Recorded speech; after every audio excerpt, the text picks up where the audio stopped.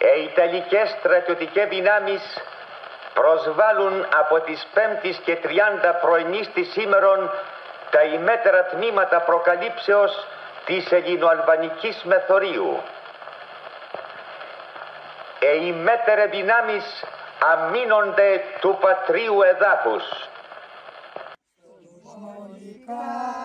Επάνω, Παύλος Παυλίδης έπεσε από το μοναστήρι στην άκρη στο ελεύθερο, ο λόφος του Παυλίδη με αίμα εποτίστηκε, μα με δασκάλο αίμα.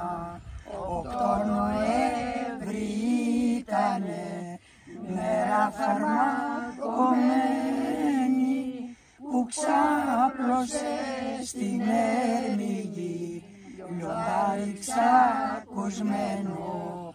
Αιώνια η μνήμη, Παύλο μου, θα κάνω το λιοντάρι της λευτεριάς μας σύμβολο, το ξακουστό καμάρι.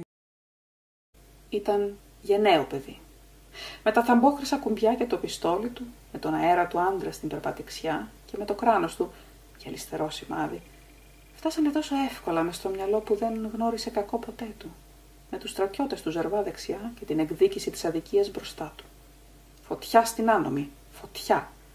Με το αίμα πάνω από τα φρύδια, τα βουνά της Αλβανίας βροντίξανε, ύστερα λιώσαν χιόνι να ξεπλύνουν το κορμί του, σιωπηλό ναυάγιο της αυγής, και το στόμα του, μικρό πουλί ακελάιδιστο, και τα χέρια του, ανοιχτές πλατείες της ερημίας.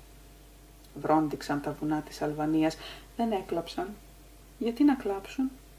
Ήταν γενναίο παιδί.